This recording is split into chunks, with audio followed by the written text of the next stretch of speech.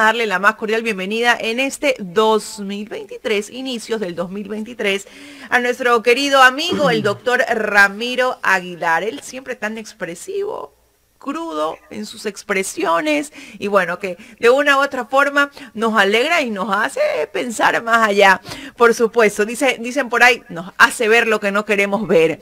Pero bueno, un gusto, doctor Aguilar, tenerlo con nosotros en estos inicios de año y poder conversar un poco de cómo se vio ese 2023 y de las expectativas que tiene el gobierno y que también tenemos nosotros, porque ya decía yo, ayer el presidente de la República estuvo aquí, se reunió en la gobernación, estuvo con el vicepresidente, con algunas autoridades de salud y bueno, pues se pudo dar cuenta que el problema de salud es bastante grave y ha dicho que lo va a solucionar, ha dicho que bueno, pues le va a poner énfasis en la salud, pero bueno, hay que creerle o no, no sé, porque eso lo dijo también en campaña y lo dijo a inicios de su gobierno y mire, ve, nanay, la gente sigue enferma, no hay medicinas en los hospitales y ese plan piloto de que nos daban medicinas en las farmacias parece que no está funcionando muy bien.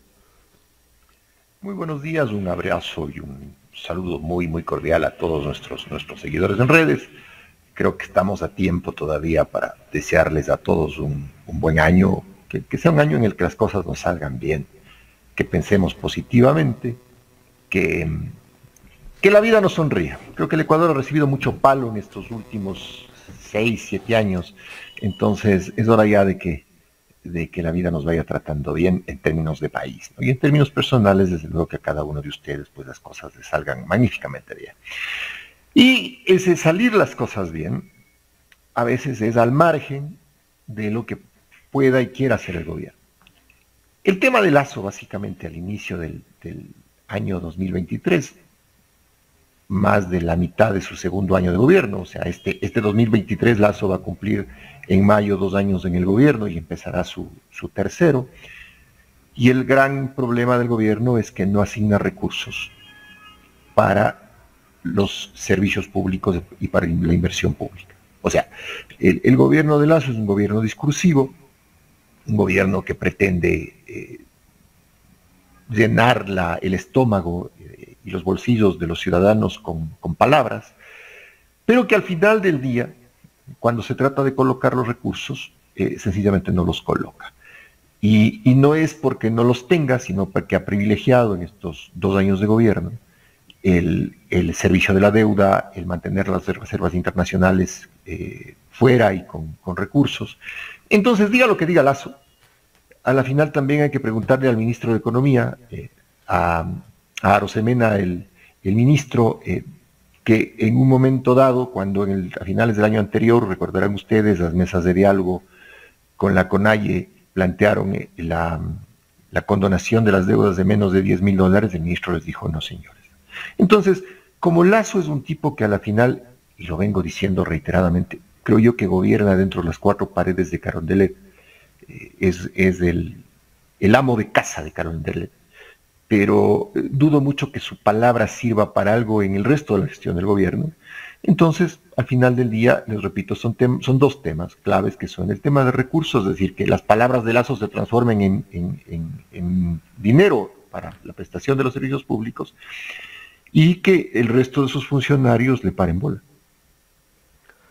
Doctor, el presidente de la República, bueno, no el presidente, la banca anunció que cerró el año con una utilidad de más de $603 millones. $603 millones que yo no sé de dónde sale tanto dinero en la banca, ¿no? Porque yo no veo a la gente que tenga recursos. No sé cómo hace tanto dinero. Y el gobierno pues dice que ha vivido su mejor año, se siente satisfecho con lo que ha hecho todo el gobierno. Lo escuché al presidente de la República hace poco decir de que está satisfecho con su gobierno, con el trabajo que ha hecho. ¿Hasta qué punto puede estar satisfecho el presidente de la República y de qué satisfacción habla el presidente cuando hay, yo creería, el 95% de la sociedad que está pasando una situación terrible? Una situación donde no hay trabajo, donde no hay circulante, solamente hay un grupo de personas o un mínimo porcentaje de personas que está viviendo prácticamente una época de bonanza. Entre ellos está la banca. Jaime, a ver, la banca vive, el negocio de la intermediación financiera es captar recursos y colocar recursos. En la captación de recursos, uno se pregunta, ¿qué es la captación de recursos? Al final el ahorro, ¿cierto? O sea, yo pongo en el banco un dinero para ahorrar, para invertir en póliza, lo que fuera. ¿Y cómo se explica usted que un país con altos índices de desempleo, con una sociedad que dolorosamente migra hasta por tierra a los Estados Unidos, que esa misma sociedad tenga la capacidad de generar ahorro? Entonces está claro que de la sociedad, de la economía formal, ese ahorro no viene. ¿De dónde viene ese ahorro? De la economía informal. Y la economía informal en el Ecuador está sustentada básicamente por los negocios relacionados al tráfico de drogas. Por eso es la desesperación del embajador Fitzpatrick de los Estados Unidos. De cada vez que puede, violando los códigos no escritos de la diplomacia, opina desesperadamente por la gravísima cooptación del narcotráfico en la sociedad y la economía ecuatoriana. Y claro,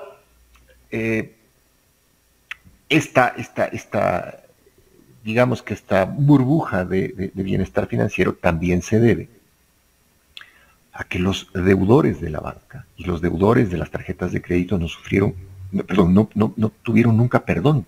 Estos les condonaron un interés, les dejaron de cobrar 3 meses de interés en la pandemia y el resto fue caníbal completamente. Entonces, claro, lo único que nos separa es la banca y la necesidad de seguir recaudando el dinero de cualquier manera. Ahora, habría que ver cómo está la colocación del crédito en la banca. Es decir, 600 millones de dólares han tenido de utilidad, lo que quiere decir que han captado más, porque esta es la utilidad. Pero el negocio de la banca, les repito, el negocio de la intermediación financiera es captar, pero ganan dinero prestando plata y su ganancia es el diferencial entre las tasas de interés. Al que me ponen la libreta de ahorros le pago un interés bajo y al que le presto le cobro un interés alto. Entonces, a mí me falta en la ecuación cómo está prestando o a quién está prestando la banca.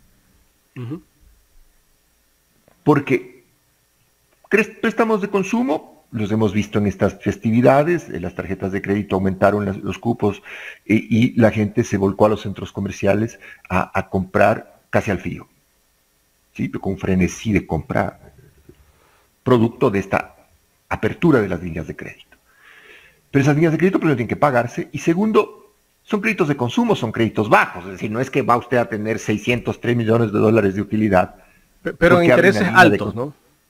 Sí, claro, pero aún así no llega a ese nivel, porque les repito, la intermediación financiera es capta recursos, entonces habrá que ver cuál es el porcentaje de ahorro de la economía nacional, y coloca recursos, porque si el banco solo capta y no coloca, no tiene negocio, pues mi querido Jaime, claro. O sea, tiene que pagar un interés, pero ¿y de dónde saca el dinero para pagar ese interés? Entonces tiene que colocar el dinero.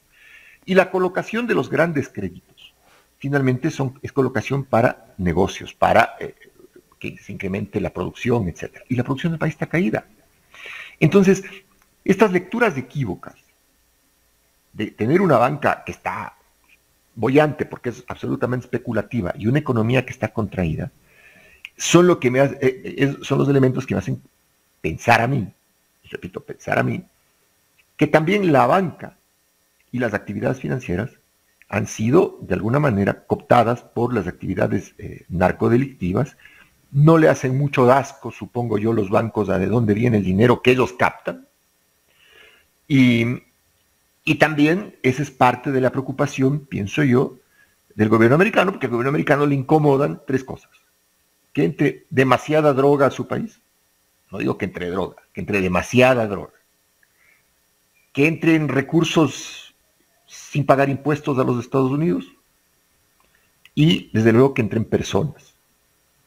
Demasiadas personas. A los Estados Unidos les preocupa que entre demasiada droga, demasiado dinero y demasiadas personas ilegales. y la migración ecuatoriana es terrible. Entonces, claro, usted ve que es un gobierno que se declara satisfecho, como usted me dice, de su gestión, pero hay que ver cuáles son los objetivos personales de Lasso. O sea, si Lasso está feliz porque no hay viaje que se pierda, y si Lasso está feliz porque la prensa corporativa le ha hecho un eco de fiesta cuando el país está en condiciones muy, muy dolorosas, entonces puede ser que esté satisfecho. El problema es que el resto de los ecuatorianos, y esto lo dicen las encuestas, Jaime, no lo digo yo, el 80% de los ecuatorianos detesta el gobierno de Lasso. Y si detesta el gobierno de Lasso, debe ser porque no lo está haciendo bien. Dialogando con el doctor Ramiro Aguilar, analista político. Carla. Doctor Aguilar, bueno, sabemos y tenemos claro todos los hechos y lo que, mejor dicho, no hizo, por así decirlo, el gobierno en el 2022. ¿Qué perspectiva le ve usted a este gobierno en este 2023? A ver, vamos a dividir tres escenarios. El escenario político primero. Yo creo que al gobierno le puede ir bien en la consulta, porque es una consulta irrelevante, ya lo charlamos aquí alguna vez, pero han logrado sembrar muy fuerte el discurso de que el que está en contra de la ¿le consulta puede ir bien en el sentido de que usted puede ser que gane el sí? Puede ganar el sí en algunas preguntas. Y al gobierno le basta con que ganen 2 o 3 y ya se da por satisfecho, porque entonces va a plantear en el escenario político su legitimidad y su legitimación. Y le ha salido bien, créanme, le ha salido bien. Eso uno escucha en las calles, este discurso tramposo de que hay que votar sí en algunas preguntas porque si no el narcotráfico va a asolar el país. O sea, básicamente esas preguntas que enganchan a la ciudadanía, como la de la extradición, como la de reducción de asambleístas, que también la gente lo ve bien, porque dice, bueno, estos señores están sentados sin hacer nada, se pasan peleando y le pagan un sueldo.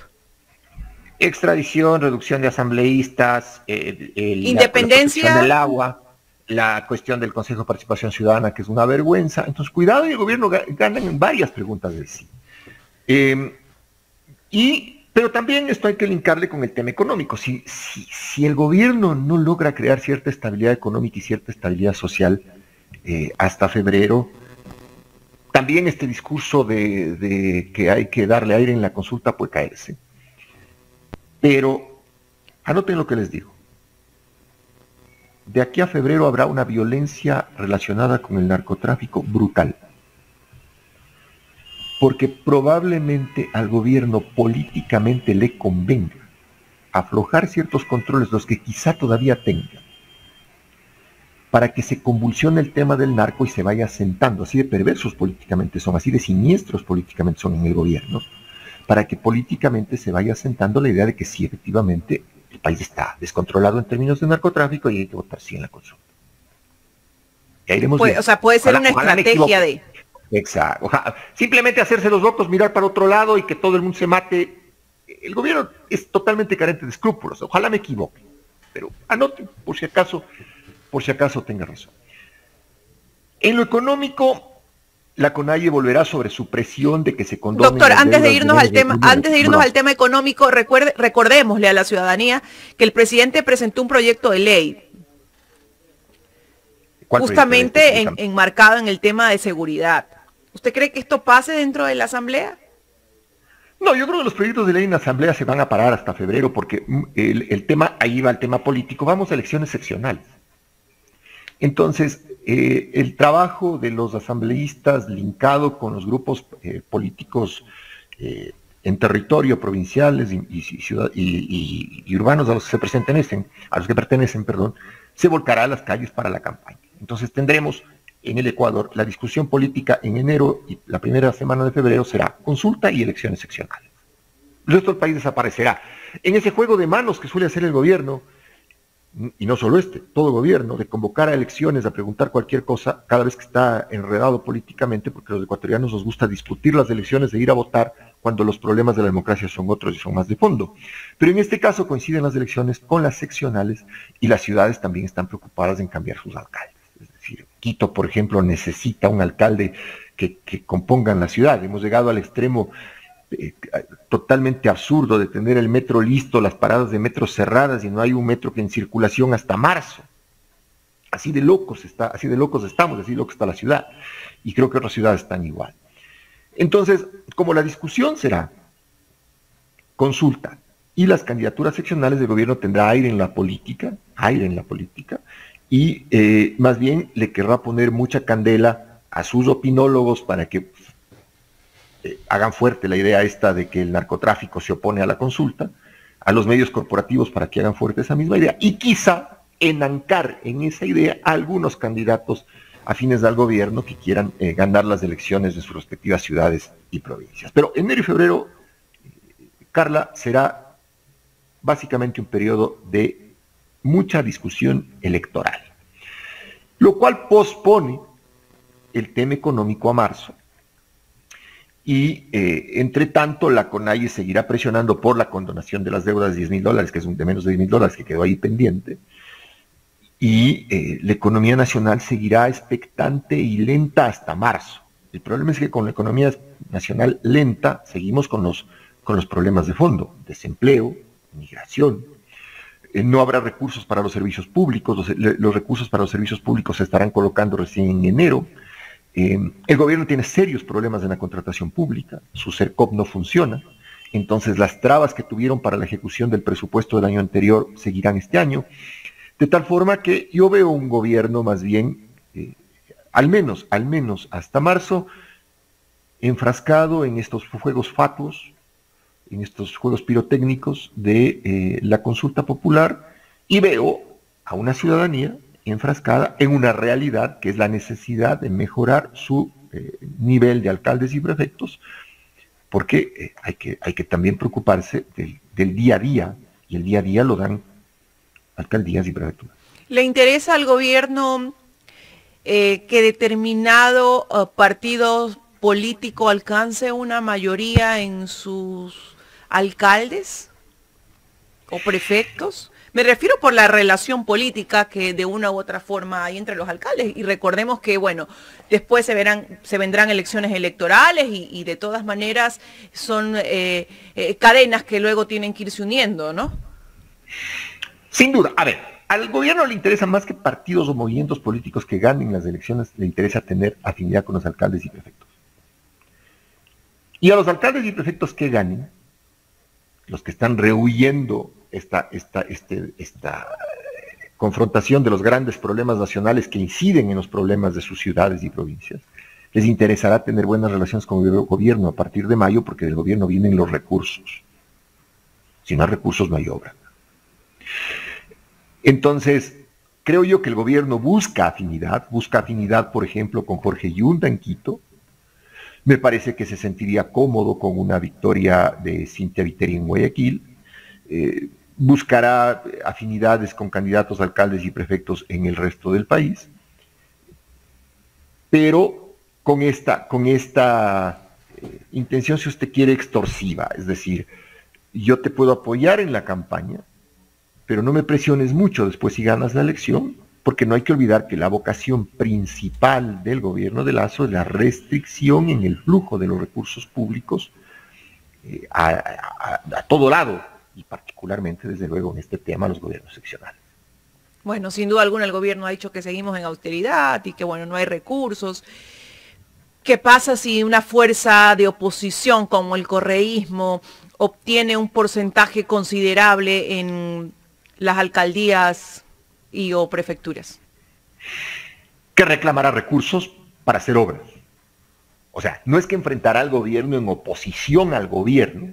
Y yo creo que la primera responsabilidad de la Revolución Ciudadana, si consigue consolidar alcaldías y prefecturas, la primera responsabilidad es cumplir con sus votantes dentro de sus ciudades y provincias.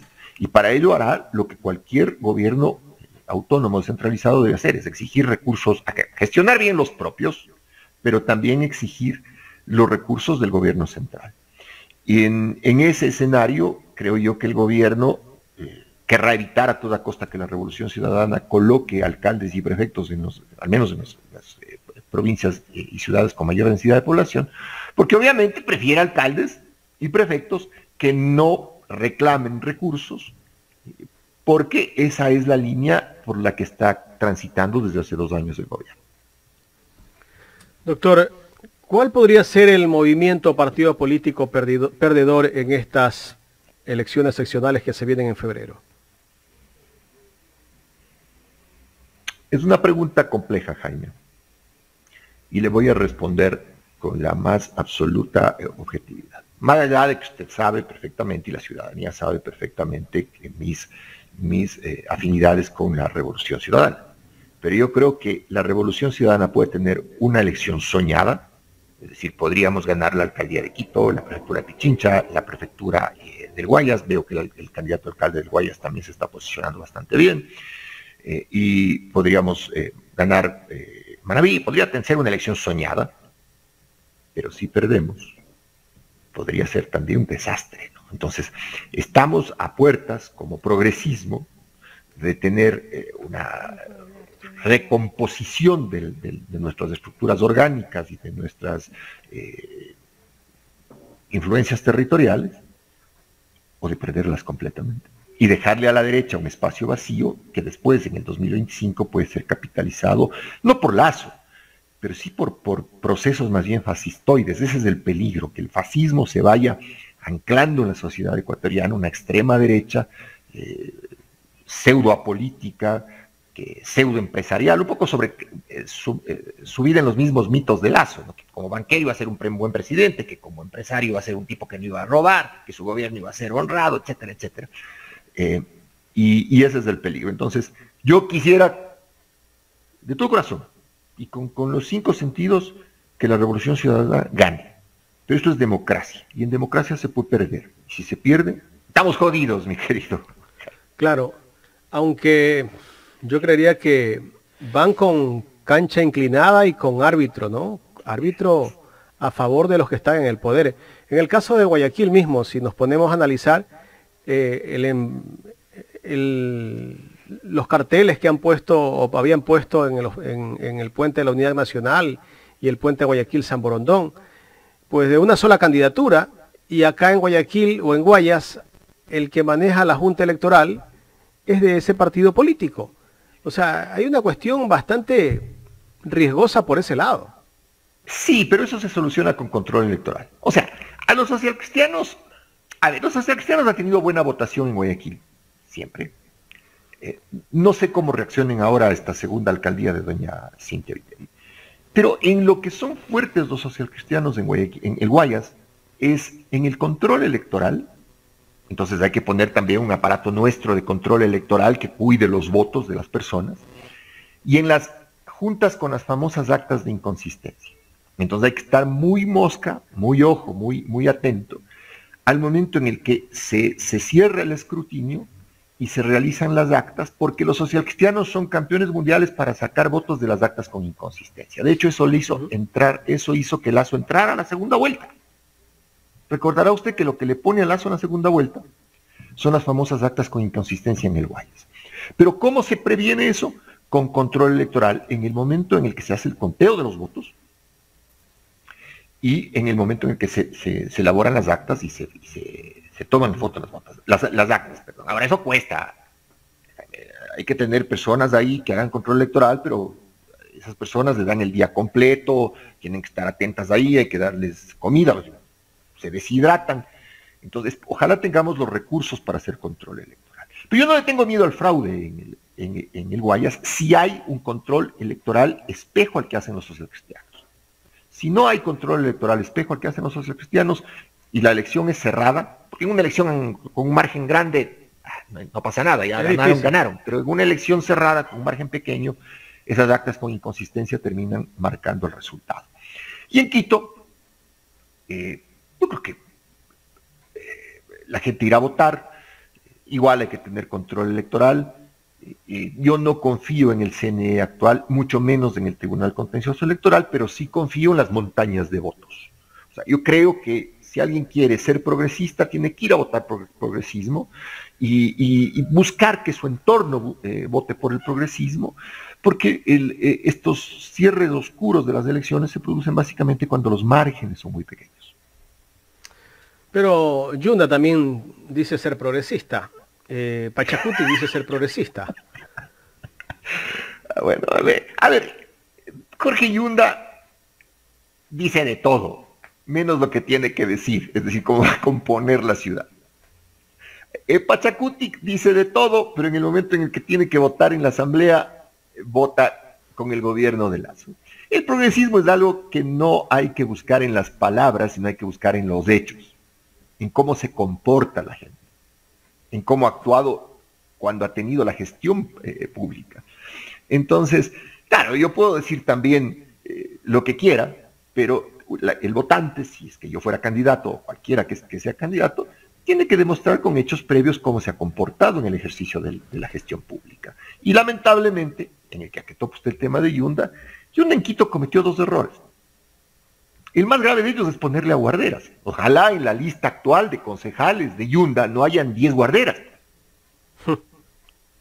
Y el segundo error fue no tener un equipo de trabajo serio que le permitiera apuntalar una gestión municipal con un proyecto de ciudad durante los casi 2 años que fue alcalde de Quito. Está viviendo Yunda de victimizarse, es decir, que le robaron la alcaldía, lo cual es cierto, pero eso no es suficiente. Es decir, Yunda tiene que decir qué va a hacer con la ciudad para disminuir los índices de inseguridad, en colaboración con el gobierno central que tiene la responsabilidad, resolver temas ambientales que son de competencia del municipio, temas de movilidad, temas de transporte, temas de legalización de barrios, temas incluso de la reconstrucción urbana de la ciudad, y realmente de eso no lo oigo hablar. Sí, llora mucho por haber perdido el cargo, es como una ex tóxica, pero eso no basta para tener un buen alcalde. Estamos dialogando con el doctor Ramiro Aguilar. Doctor, bueno, hace pocos días en Quito se dio la inauguración del metro, o las paradas del metro, porque no funciona. Y aparte, también se colocó una placa destacando el liderazgo de Quito en manos del alcalde Guarderas. ¿Qué criterio merece todo esto? ¿Dónde pusieron la placa? Eso no sabía. La pusieron arriba de un letrero que dice no fumar, un poquito más y ya la ponen en el baño. Bueno, ahí estaría perfecto, ¿no? En el baño estaría perfecto.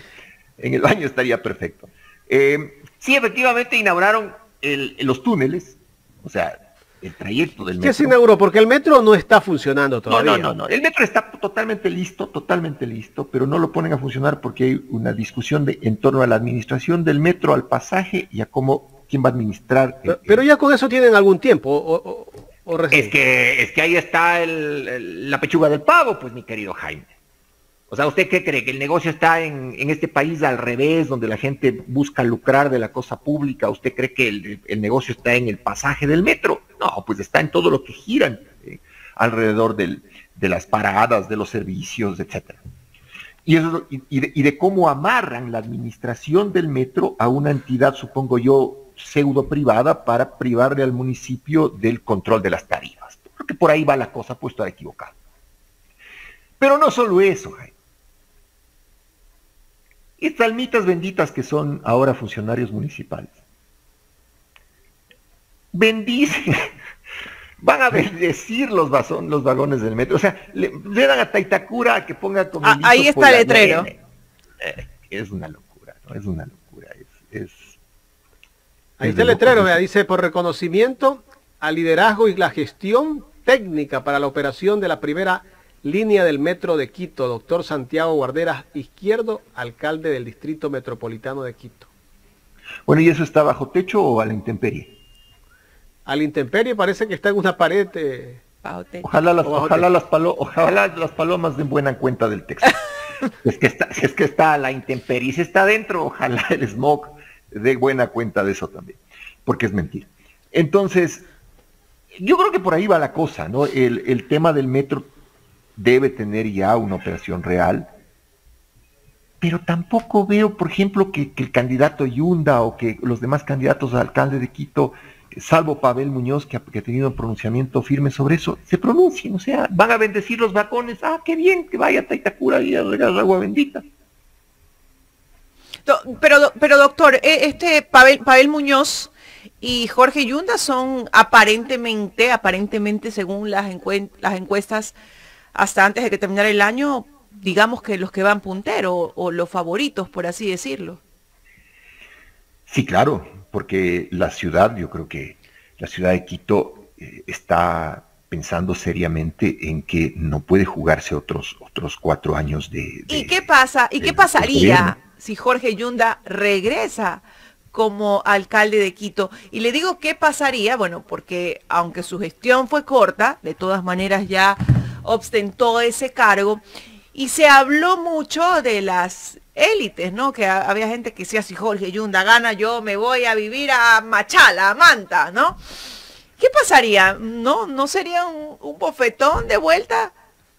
¿O lo dejaría Yunda como el pobre alcalde que fue destituido, que entró por la puerta y el otro por la ventana, el víctima? No va a pasar nada, Carla, porque la burguesía de Quito vive del poder y de su cercanía con el poder. Buena parte de la burguesía de Quito. Hay una burguesía progresista que genera empleo, genera trabajo, es responsable, etcétera. Pero esta parte de extrema derecha de Quito vive de ser amigo del alcalde, o ser amigo del ministro, o ser amigo del presidente. Entonces, si llegan a Yunda, un hecho democráticamente posible, volverán la burguesía quiteña a decir que ellos son los Yunda de Cumbayá.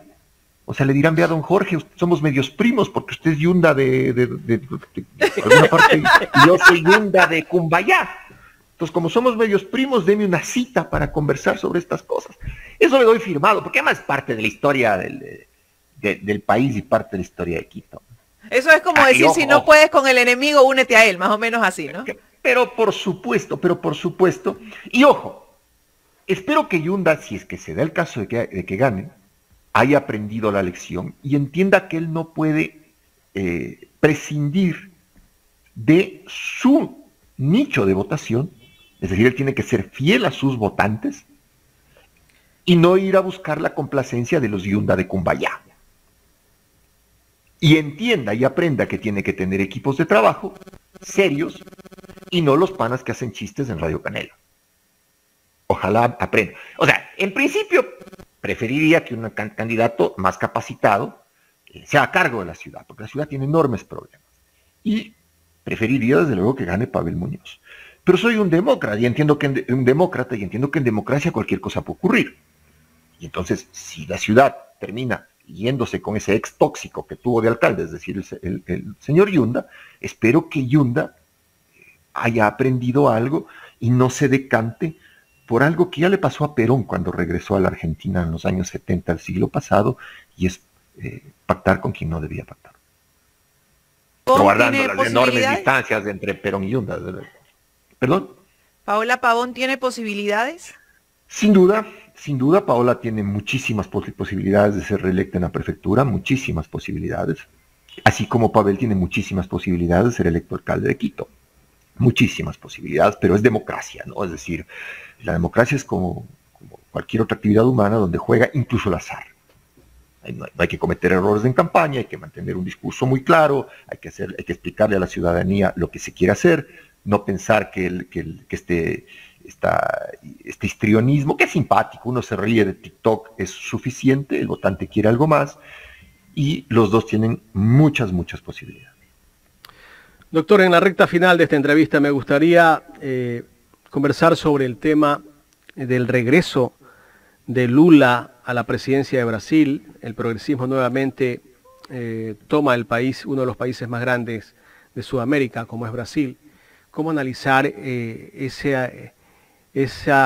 nueva política que seguramente entablará el presidente Lula en beneficio de la gente que de alguna manera había salido de la pobreza en su gobierno cuando fue presidente Lula, y que nuevamente fue a la extrema pobreza, y muchos más de los que habían salido de la pobreza ahora están en la extrema pobreza en este país? Mire, Lula es, a mi juicio, el personaje histórico de la política latinoamericana del primer cuarto del siglo XXI. Es decir, si alguien me dijera cuál es el personaje político de América Latina en el primer cuarto del siglo XXI, le digo sin lugar a dudas Lula da Silva, sin lugar a dudas. El resto son personajes menores. Y Lula vuelve a la presidencia de Brasil, a pesar de que le estigmatizaron, le persiguieron, se montó un lawfare criminal, vuelve a la presidencia del Brasil. Y vuelve a la presidencia del Brasil con un Brasil partido por la mitad literalmente. Es decir, hay un 50% de brasileros que están con Lula y un 49% de brasileros que están contra Lula.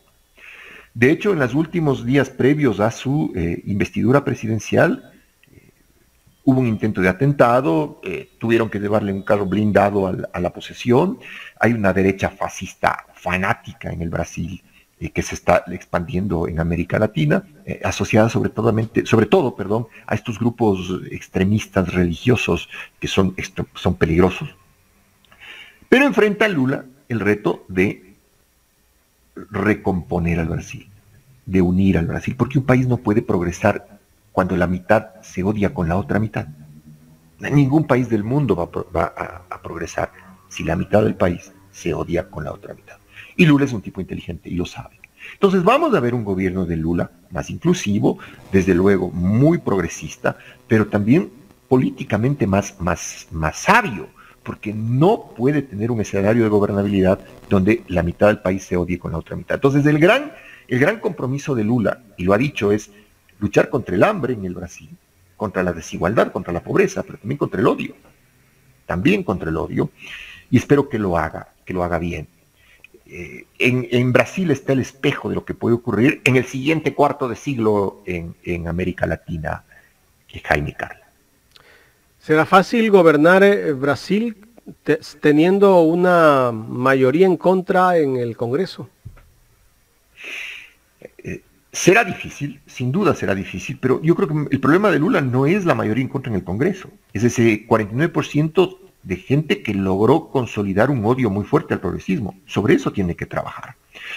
Sobre eso tiene que trabajar y espero que lo haga, y estoy atento además como observador de la realidad política latinoamericana a ver cómo lo hace. Pero ese es el gran reto.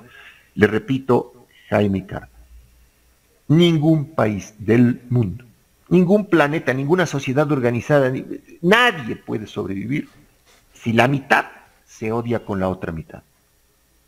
Por eso es que también en el Ecuador debemos superar el discurso del odio, entender que las rivalidades políticas son distintas formas de entender el poder, pero en el fondo hay que rescatar ciertos objetivos nacionales que deben ser prioritarios: eliminar la pobreza, mejorar los servicios públicos, educar, sobre todo educar.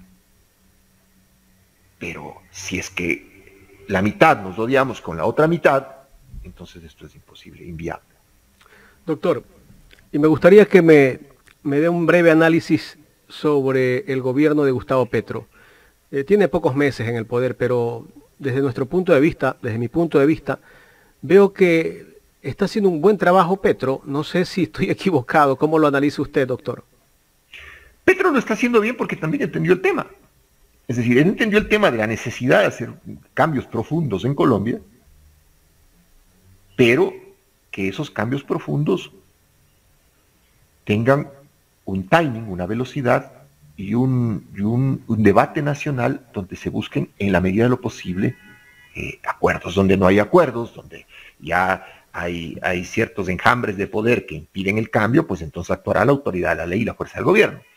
Pero Petro me parece un tipo bastante inteligente y un tipo muy claro en sus ideas. Vi ahora que estoy tiktokeando más que tuiteando, me parece a mí el TikTok la red del futuro y el Twitch, el streaming. Vi un lapso de la entrevista que le hace Correa a Petro.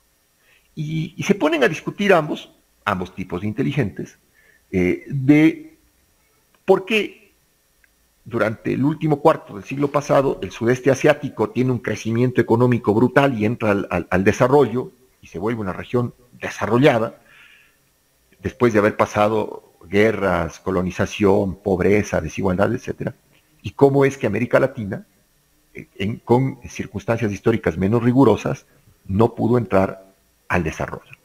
Petro le dice a Correa, ese es el gran misterio y yo creo que hay que entender que se puede, si el sudeste asiático lo hizo, nosotros podemos, y Correa le interrumpe, le dice, sí, pero esos gobiernos, esos procesos de desarrollo se dieron en gobiernos poco democráticos, más bien autoritarios. Entonces, puede ser que la explicación sea que América Latina ha gozado de más democracia y eso hace que los procesos de cambio sean más lentos y más difíciles. Y Petro le contesta y le dice, quizá sí, quizá no, pero básicamente el cambio, según palabras de Petro, se debe al conocimiento, a la educación, a la formación, al intercambio tecnológico, a la formación de las personas. Y creo que Petro tiene razón, hay que educar. Jaime y Carla, yo les pido que hagan un experimento chiquito. Cojan un párrafo de cualquier libro, de cualquier cosa, de una noticia. Y algún amigo, algún conocido, entréguenle en el párrafo. Y díganle, ¿qué entiendes del párrafo? Si su amigo entiende igual que usted el párrafo, implica que estamos bien. Pero le aseguro que hay personas que en el Ecuador, y eso no se ha dicho, en el Ecuador, en la Argentina, en América Latina, pero no se dice en el Ecuador, son alfabetos, están alfabetizados mecánicamente, es decir, saben las letras, saben unir las letras, saben las palabras, pero son analfabetos funcionales, no entienden lo que leen. Y si no entienden lo que leen, entonces no pueden entender instrucciones, no pueden entender manuales, no pueden entender procedimientos. Sobre eso tenemos que entender y trabajar los ecuatorianos, y esa es la nave del desarrollo. Volviendo al tema de Petro, me gustó mucho la entrevista, son dos temperamentos distintos, el de Petro y el de Correa, son incluso dos formas distintas de ver ciertos procesos, sobre todo los procesos políticos, pero en esta discusión de dos tipos inteligentes pude apreciar que Petro, como se dice en el mundo futbolero, la tiene clara. Ahora, que lo haga, es otro cantar, espero que lo haga porque es más difícil, pero tener la idea la tiene. Doctor, antes de que se nos vaya, lo de Perú, lo que está pasando en Perú. Castillo fue desde el momento que llegó al poder como presidente de la República, pues intentaban bajarlo, ¿no? A los pocos días creo que ya lo intentaban bajar como presidente de la República, pero creo que ha durado poco menos de un año en el poder, o un año duró en el poder y lo bajaron. ¿Por qué lo bajan a Castillo? A ver, Perú es un país políticamente muy interesante. Hay una diferencia enorme entre el Perú andino y Lima, donde viven millones de personas. Las actividades económicas, la forma de entender los procesos históricos, las dinámicas de producción, de trabajo, etcétera, son completamente distintas. Son dos países. Y esos dos países se han traducido en las últimas elecciones entre un país expresado mejor por el fujimorismo, este país limeño lleno de privilegios, muy afecto al libre mercado, represivo, y el otro país andino que busca una sociedad más equilibrada, redistributiva, descentralizada, equitativa, justa. Y eso se traduce en todas las elecciones que han pasado. Por eso las diferencias al final en segunda vuelta son tan cortas. Porque también el Perú es un país partido, como Brasil, un país partido por la mitad. Y un país partido por la mitad, donde en el Perú comienza a sentirse este odio entre el área andina y los privilegiados de Lima, no puede caminar. Y obviamente, como el fujimorismo dejó en el Perú una secuela de muertes, de violencia, de corrupción muy alta, cualquier candidato que llegue a segunda vuelta, por más bajo que sea su porcentaje, aglutinará al antifujimorismo, y es lo que le pasó a Castillo. Nadie se sentó a pensar si Castillo era el idóneo, el candidato, porque otra cosa que suelo decir con cierta frecuencia es, toda persona tiene derecho a ser candidato a la presidencia de la República. Toda persona tiene derecho, es un derecho de participación, un derecho político a ser presidente, pero no toda persona puede ser presidente. No toda persona está en capacidad de ser presidente, y creo que eso le pasó a Castillo. Si bien es verdad, Jaime y Carla, que a Castillo no le dejaron gobernar desde el minuto uno, es decir, él tuvo que ocuparse de desmontar golpes de Estado todo el tiempo, pero también, leyendo un poco la prensa peruana objetiva, no se rodeó de la mejor gente, no tuvo políticas claras de gobierno, quiso pactar a la final con todo el mundo, incluido el fujimorismo, para que le dejen gobernar, se peleó con su propia base electoral. O sea, guardando las distancias, Castillo es un yunda, para que me entienda la gente que está un poco alejada del análisis político. Castillo es como Jorge Yunda. ¿Sí? Y como ya no pudo, a diferencia de Yunda, al que le destituyeron, Castillo comete un error brutal, y es solito pero sin consultar ni al espejo. Se declara presidente, disuelve el Congreso, pero sin consultar ni al espejo, o sea, sin que alguien le diga, ve compadre, no, eso no se hace. Sin consultar, pero a ningún espacio de la institucionalidad y de la organicidad de la estructura de... Pero también lo tenían sentenciado de muerte, pues, doctor. Sí, claro, Jaime, pero ya si está usted sentenciado, ya no tiene espacio, ya es imposible gobernar. Renuncie, no se declare dictador. Diga, vean, ¿saben qué, compadres? Renuncio. No me dejan, pero ojo, renuncio, y como está haciendo Yunda, perdonen que haga el paralelismo, pero es lo más visual, renuncio, pero como está haciendo Yunda, en las siguientes elecciones me lanzo y voy a tratar de ganar. Y si el pueblo me da nuevamente la elección, pues entonces ahí sí ya no joda. Eso es lo que debió haber hecho Castillo, ¿no? Es decir, ok, esto es un escenario de imposible gobernabilidad, renuncio, anticipo elecciones y me lanzo de candidato. Pero no, amanecer un día y decir, a ver, que aquí se disuelve el Congreso, yo soy presidente. No, en absoluto, en absoluto. Y Castillo está en este momento pagando ese error que no es un error menor, porque la institucionalidad debe respetarse y porque la democracia debe respetarse. Entonces, víctima Castillo no es. ¿Sí? Fue, durante buena parte de su gobierno, producto de que los peruanos, por votar en contra de Fujimori, pueden votar por cualquiera sin sentarse a pensar si ese cualquiera está capacitado para gobernar. Pero hoy, después de haberse declarado dictador, Castillo, víctima, no es. Doctor, ¿qué lectura le podemos dar tanto a los partidos de derecha o de izquierda? Porque resulta que el péndulo va de derecha a izquierda, ¿no?